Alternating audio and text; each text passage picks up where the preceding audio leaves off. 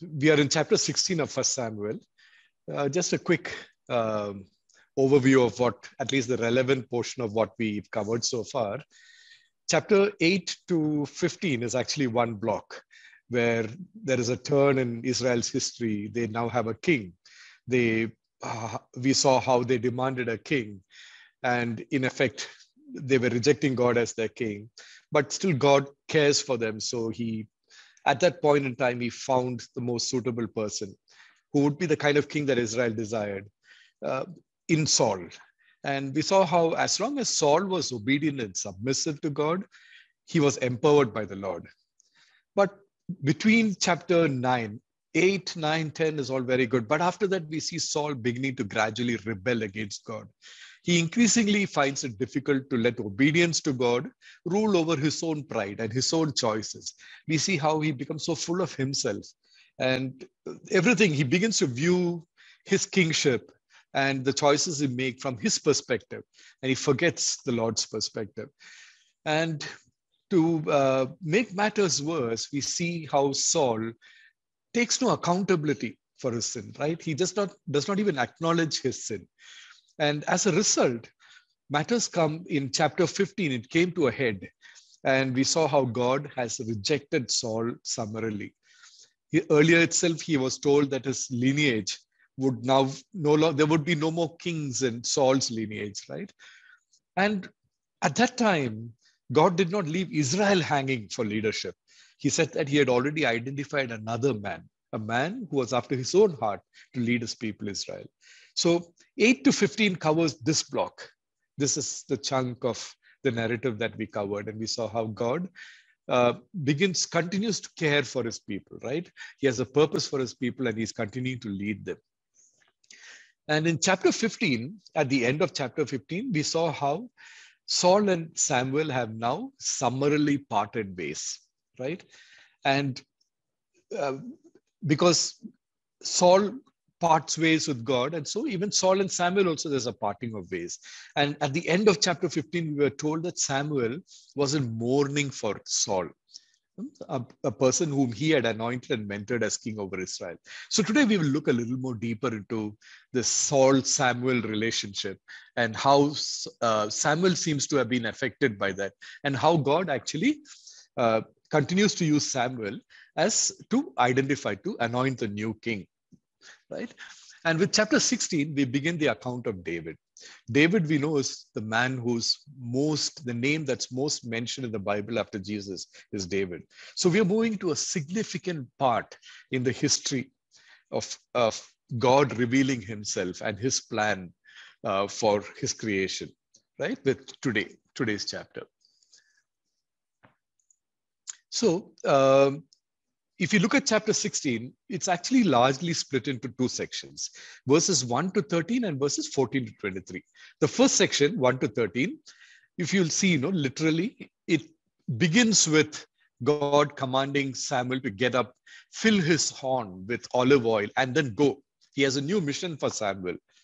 And this portion ends with actually, again, the horn of oil that Samuel has taken being used to anoint David.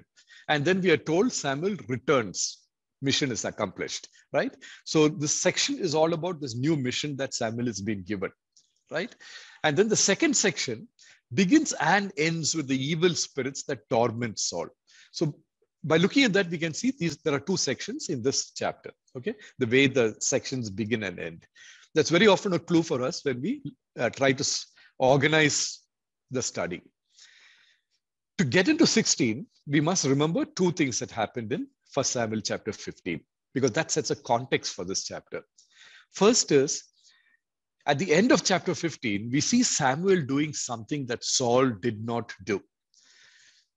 God had ordered that King Agag of the Amalekites had to be executed, right? Nobody was supposed to be allowed to live because he wanted to eliminate the wickedness of the Amalekites. But Saul, for his own reasons, we studied them last time, spares him. And Samuel actually takes a sword to King Agag, right? In full public view of all the people. So we can understand the kind of reputation that Samuel has, right? And we will see this playing out. we will see a certain anxiety in the people of Bethlehem when Samuel arrives unannounced, right? And probably they know what Samuel does, right? How he executes the judgment that God had ordered on King Agag. So probably there's always this question when this man of God arrives with unannounced, is he coming in judgment or is he coming in peace, right? So that's something that we saw in chapter 15, and that influences some of the emotions we see in this chapter. The second thing that we saw was Samuel and Saul have decisively parted ways, and their parting is not amicable, right? We are told at the end of chapter 15 that they never meet again. So this has an impact on both of them. The parting of Samuel from Saul leaves Saul under stress, tremendous stress, because in Israel's eyes, Israel still sees Samuel as the man of God, right? And therefore, when they have parted, in Israel's eyes, Saul feels that he has lost legitimacy as Israel's God-appointed king, right? And the second thing, there's an impact on Samuel also. The parting leaves Samuel mourning for Saul, right? Saul is the man, remember, he mentored and tutored, but his student has failed miserably as king, right? So these are two things that we must remember to understand what happens in this chapter, okay? So with that, let's get to our first question.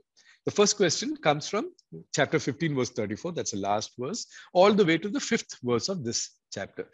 The key verse here is God telling Samuel, I have selected a king for myself. So here's your mission. Go, identify him, anoint him, okay? And in this chapter, we see how when he comes to Bethlehem, how one is Saul is actually anxious. Samuel is anxious. First, he has a certain fear. What will Saul do? He knows that he and Saul are no longer on good terms. And probably Saul is very aggressively positioned against Samuel. Second is Bethlehem, the way the elders of Bethlehem view Samuel when he comes unannounced to their village, right? So, and the beginning of this chapter, it's interesting because it says, the Lord said to Samuel, how long will you mourn for Saul, since I have rejected him as king over Israel? So just like it starts up with a wake-up call to Samuel. Samuel, it's time you stop mourning. I have another mission for you, okay? So the question we have to ask ourselves is, why was Samuel mourning for Saul? Even though way back in chapter, I think it was 11, Samuel himself announces to Saul that God has identified another man, a man after his own heart. So knowing fully well the reasons why the Lord has rejected Saul, and knowing fully well that the Lord already has made provisions in place of Saul, why is Samuel still mourning for Saul, right? Just think about that. What could be the reasons? And if Samuel mourns for Saul when Saul is rejected, are there any lessons for us about how we handle rejection of something or someone to whom we have become very attached, right? Clearly, Samuel and Saul, there's a certain bond. And when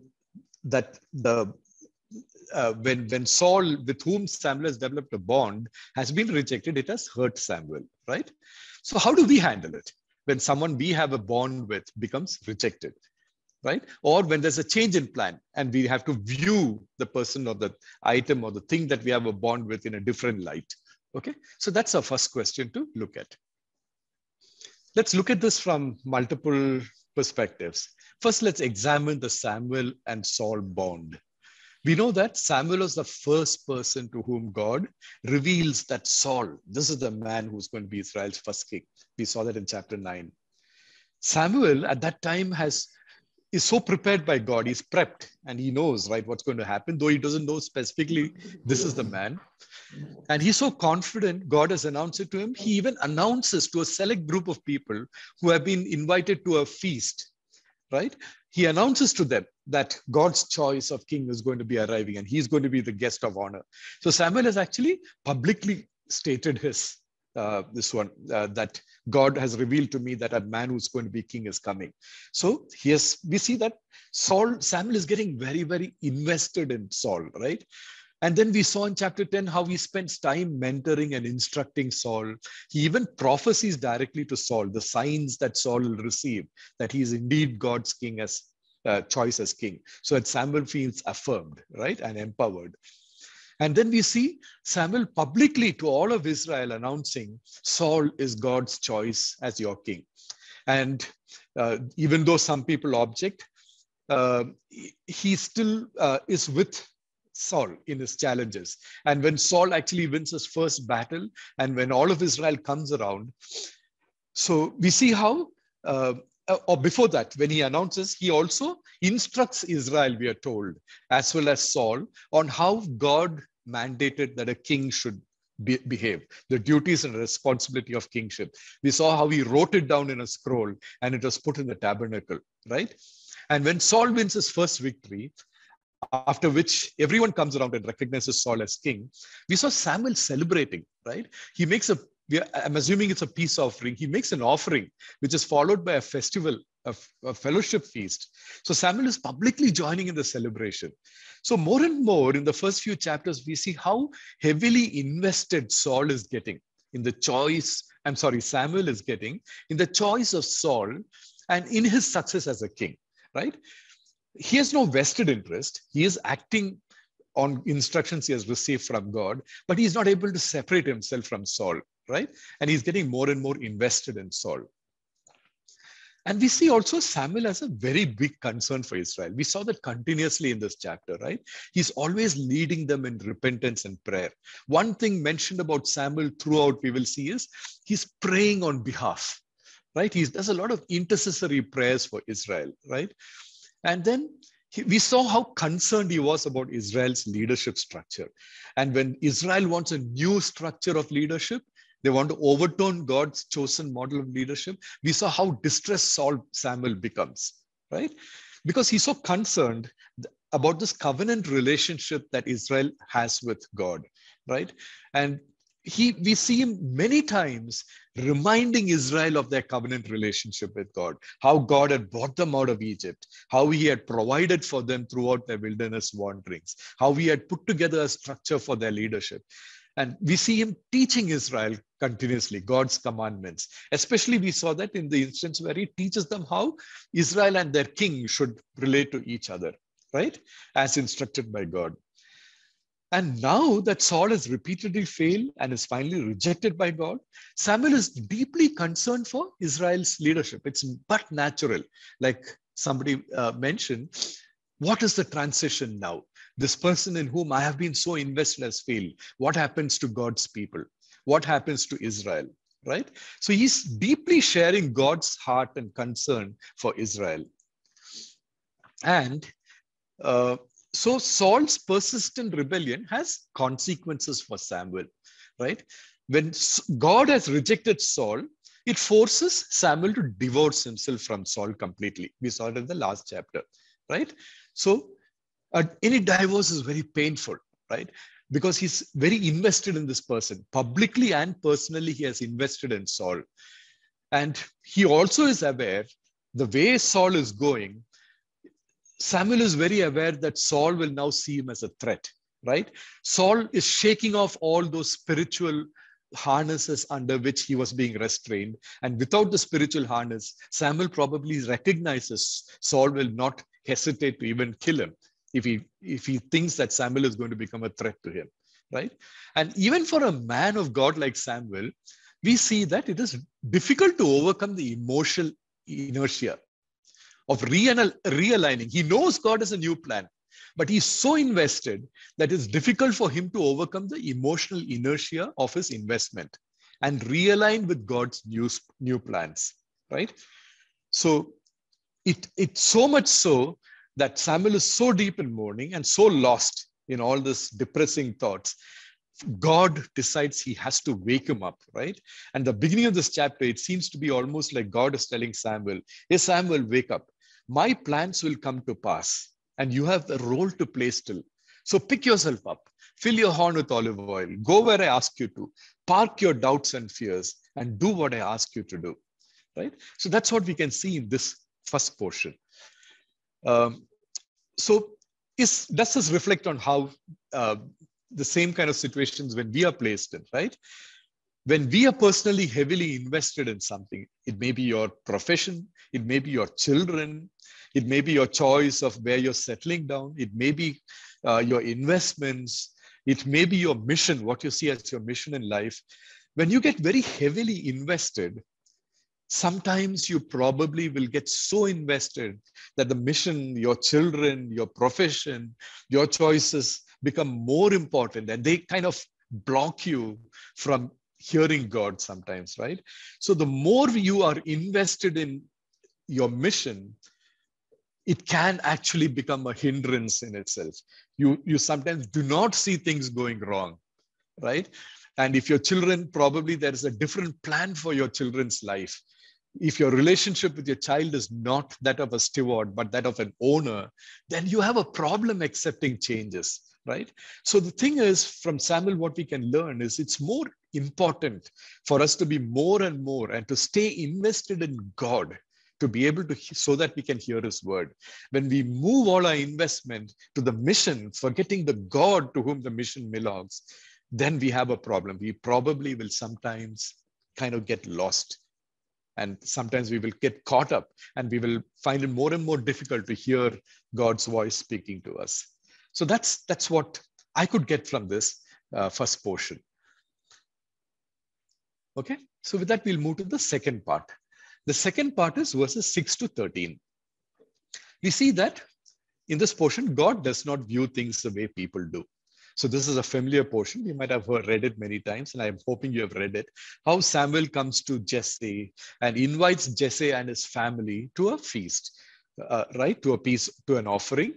And he wants Jesse to bring his entire family, because God had instructed him, in Bethlehem, there is Jesse, and in Jesse's family is my next choice of king, right?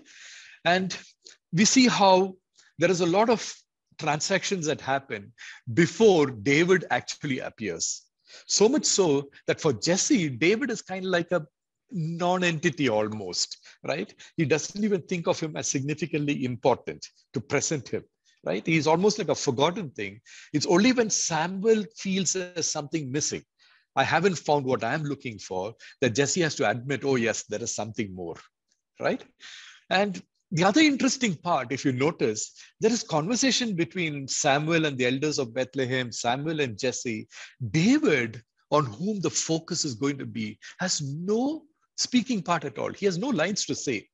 But all that we see is his heart is on display, right? It's just God telling, this is the man I want. This is the man who has a heart for me, right? So that's the other thing we can observe in this portion. So the question for us is, what do you think was David standing in the eyes of his family from this portion? How did his family and his father view David? We know that he had a shepherd's role, right? And we have sufficient clues to tell us that was a job probably of low esteem within his family. Yet, God chooses someone who was a shepherd, and that shepherd role, that role itself becomes a cornerstone of David's election in the Lord's future plans for Israel and for creation, right? If you read Psalm 23, you'll get a clue of that.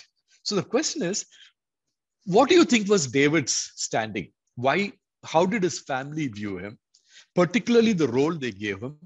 And how did that role turn out to be so important for David himself, for what David becomes, and the reason why he's selected? That shepherd role, that neglected role, was such an important cornerstone on which David builds his faith story, right? So that's a question for us to look at. I think it's also interesting, just if you could recall Joseph's story, how like David, how Joseph he was loved by his father, so there's a difference there, but how he was not in favor of his in the favor in the eyes of his brothers, and how they discard him. And yet how God takes that whole experience that Joseph goes and leads him to a place where he becomes the salvation for his family. And he becomes the reason, the stone on which, through which God preserves the remnant of Israel, right? And preserves the family through whom he wants salvation to come to the earth, right? So there are some similarities there. So take some time to discuss this question. that's an important point to bring out. So let's just get into this question. First, let's look at the first part of it. What do you think was David standing in the eyes of his family? We see Samuel has actually extended an invitation to Jesse and his sons to a very important feast. It's a peace offering and probably followed by a feast afterwards. And this important occasion with a very important man of God, Jesse does not think it's important to include David in the invitation, right? He does not even call David in and ask him to clean up and dress better and all of that, make himself more presentable. Every one of Jesse's elder sons, the 7 older sons, we are told were presented to Samuel. That's a loaded word. We can try to imagine how that was, right? Being presented to someone like Samuel was probably an act of privilege for each of his sons, right? Even though Jesse doesn't know why Samuel wants to meet his sons, he knows that when he's asked to present each of his sons, it's a significant act. And there is something significant that Samuel is seeing in each of his sons, in his family. Jesse, however, does not think it was important to present David, right? He presented all his sons, even by name. The first 3 are mentioned by name. I'm sure the others also presented by name when they were bought before and introduced to Samuel. As for David, he's forgotten. He's only reminded of David because Samuel prompts him. Samuel says there's a missing element. There is something missing here because I've not found whom the Lord wants me to pick, right? So he has to be prompted by Samuel before he remembers David. Even in his mind, David is in the field, right? And he's out in the field, out of sight, out of mind. So we see that, as I brought out earlier, right? Each of his sons are presented by name. David, we are continuously is identified only at the point of anointing are we told the name David. Only when he has been anointed and filled with the Holy Spirit. Until then, he is just the youngest son, the one who is a shepherd out in the field, etc., right? We see in some of David's Psalms, in Psalm 69 and 51, David makes allusions to this, that all was not well between him and his brothers and his family. The Bible's not very clear as to why the reasons were, but there are allusions that his family, everything was not hunky-dory, right? And when David the shepherd is called in and anointed by Saul as God's chosen one in the presence of his brothers and his father, did it result in David rising in esteem? No, because like many pointed out, later we will see that his brothers treat him with disdain still. In the next chapter itself, we will see that. Okay. Now, the shepherd part of it, right? So here we are seeing a big paradigm shift. God is also telling Samuel, Israel, and emphasizing the point that he does not see kingship the way you see kingship. It's not just about that big, strong. It's a model of a king. It's not just a leader who would be a warrior and big and strong. God wanted a king who would play the role of a shepherd. See, God's purpose when he appointed a king was to shepherd his people. The people who are the chosen people of his plan, right? Through whom he was going to bring salvation for his entire creation, right? So David is a good shepherd. We see that even in later chapters when he shares his testimony with Saul, we see that he cares so much for his sheep that he does not want even one of them to be lost. He is willing to confront death by going against lions, bears, wolves to protect his flock. So David is being raised in a school, right? And his heart is there. God is observing his heart, and he sees in David a good shepherd, right? Someone who will put his life on the line to protect his flock, right?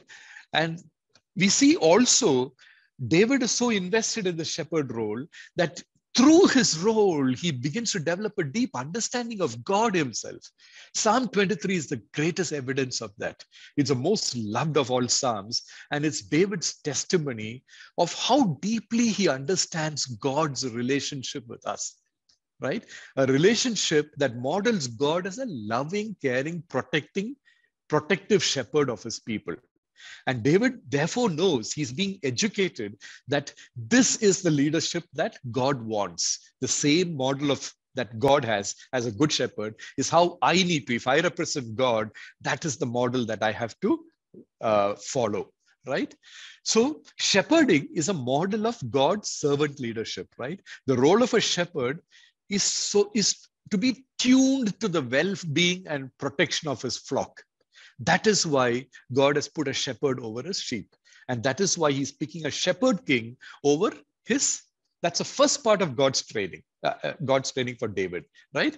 And every tool, we see how David realizes that every tool, the staff and the rod and the staff, how God uses both. Every tool the shepherd has is used to achieve this purpose, right? And it's interesting, just to take a small deviation, if you remember Moses, see, Moses got his first part of his education in the palace, but there was something missing, and God had to take him out from the palace and make him a shepherd, make him someone who would tend cattle and this one, so that he would learn the shepherding part, because he needed all that patience, all that caring. And we saw how Moses intervenes with God many times when God is displeased with his people.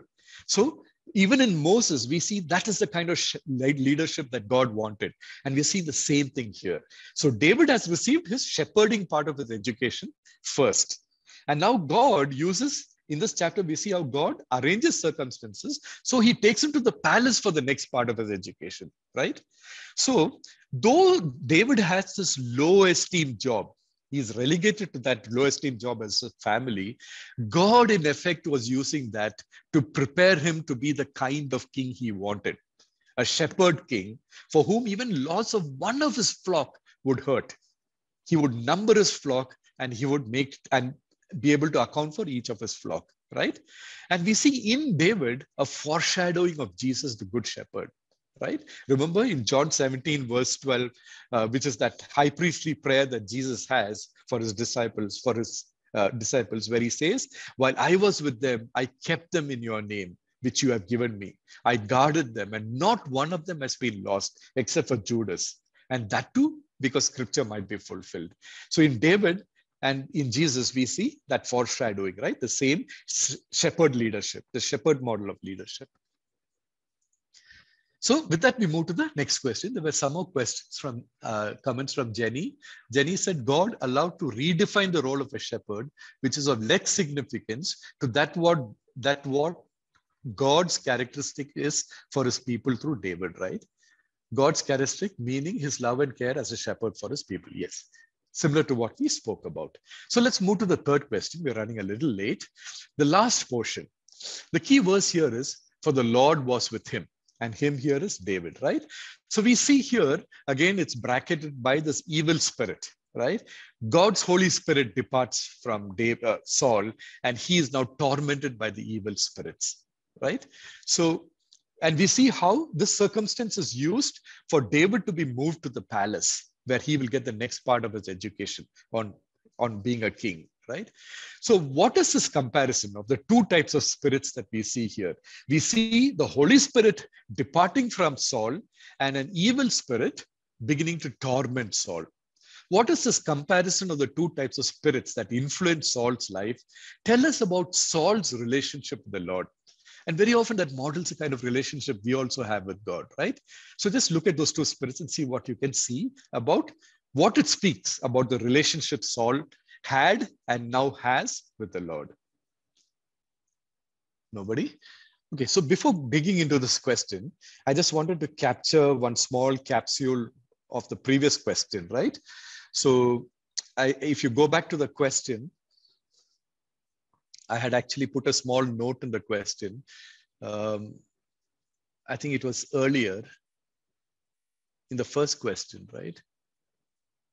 If you look at the wordings that the Lord used, that in Samuel that was used for the selection of the king, we will see all the way through until this chapter, God had picked a king, the kind of a king for his people, for Israel, right? It was always a king for Israel. That is the kind of king that Israel would recognize. Remember, what kind of king did they want? A king who would lead them in battle, who would retain a standing army, who would protect them, right? And their concern is all only about that, protect them from external threats. And here we see, this is the first time God is saying, I have picked a king for me, right? In selection of David, he says, uh, he tells Samuel, go to Bethlehem because I have picked a king for myself, right? And so in that portion where we're comparing the two types, we saw that the type of king that Israel wanted and the type of king that God wanted for Israel, actually, the two things, right? One is the paradigm of the king like the world sees a king, a protector, a warrior, and a king. The second paradigm is the one that God was trying to reinforce for Samuel, the kind of king that God wanted as a shepherd king, a person who would care for his people, for God's people, right? Just a capsule before we move into this question. So with that, let's just come back to this question. The question is comparing the two types of spirits and what that tells us about the relationship Saul has with God. Okay. See, when God appointed Saul to a role, Saul was not expecting it, right? He did not know how to be a king. He was not expecting to be a king, but God graciously equipped him for it. We were told right at the beginning that his heart was transformed. The Holy Spirit transformed Saul inside, the inside of Saul, right? His heart. So right at his anointing, he was transformed and empowered. And that empowerment and transformation stayed as long as he was obedient to God. And when he was empowered by the Holy Spirit, he was victorious in battle. He was unanimously accepted by the people. And Samuel celebrated his successes, right? And we saw how all that while, we are told now that the evil spirit began to torment them. I couldn't find a version where it says God sent the evil spirits to Saul now. They were always there.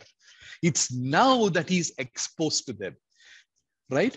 The Holy Spirit had protected Saul from the snares of the evil spirit, right? That had tempted to pull him away. As long as he was obedient, he was successful. He was victorious. He had a great relationship with Samuel. But as soon as he began to rebel, the Holy Spirit's protection is withdrawn, and then he is now subjected, and he becomes subject to the temptations of the evil spirit that has always been there, right? So we see that Saul, the thing that Saul did not catch on to was the role that God had picked him to had a big spiritual dimension, not just a worldly dimension.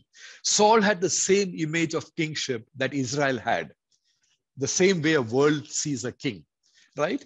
So when he begins to rebel, though God had enabled him spiritually for that spiritual aspect of kingship, when he begins to rebel, as the Holy Spirit departs from him, he loses his spiritual compass bearing, right? So as Saul gets more and more distant from God's purpose, the Holy Spirit turns away from Saul because he's now no longer an instrument that can be used for God's plan.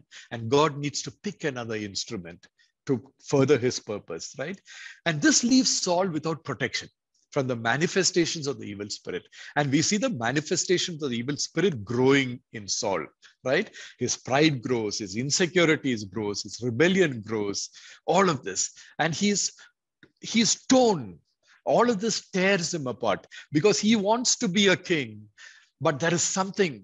It is no longer, he has good memories when he was anointed, when he was filled with the empowering presence of the Holy Spirit, when he had the support and counsel of Samuel, he knew how things were.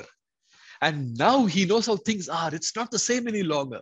Samuel seems to have withdrawn it. So he's afraid. Do people now consider him as a legitimate king?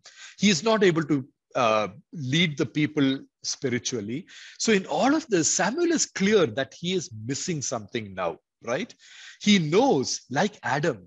Remember, Adam was in God's presence, right? We are told that with God, he named all the animals. God actually brought Eve to him. They had a close walk together. And as soon as Adam rebelled and disobeyed God, we found the first thing that Adam found out was that he could no longer walk with God, but he must hide. Saul surely was going through the same kind of an emotion, right? As soon as the Holy Spirit has departed, he is realizing that he is no longer able to walk with the Lord. That ability to walk and commune with the Lord has gone, right? So that's his relationship. He himself knows that his relationship has gone, but he's so caught up in the worldly dimension that he does not know what's happening, right? So like Saul, when we are caught up in the worldly dimensions, we also can lose our spiritual bearing. That is why Paul, in his epistle to the Ephesians, warns them, right, to never forget the spiritual nature of our existence, right? Ephesians 6:12 says, is a warning to the Ephesians that remember that you may be battling with things, your profession, your desires, your children, your resources, your health, all of this, but don't forget, all of this is the worldly dimensions of what you're going through, but there is a spiritual dimension, because we are not wrestling against flesh and blood, but against the rulers, against the authorities, against cosmic powers over this present darkness, right? So there are forces at play that you must learn to recognize, and you can only recognize them spiritually. So that's what Paul tells the Ephesians, and that's true for us. And he just does not leave them with that. He tells them how they can go about preparing for that battle. So this is that famous portion, right? Put on the whole armor of God. I've just got that slide there. I hope you've all had a look at that. I think I put it in that question, at least the verse there, right? In the question, this one. So when I share the notes, we can go through this in more detail. You can go through this on your own. But along with a reminder that there is a spiritual dimensions to each of our battles, there is also a reminder that God has equipped you with his Holy Spirit, and you can put on everything. All of this, you can put on the helmet of salvation, the breastplate of righteousness. God is fully equipping you for that battle, the spiritual aspect of our existence, right?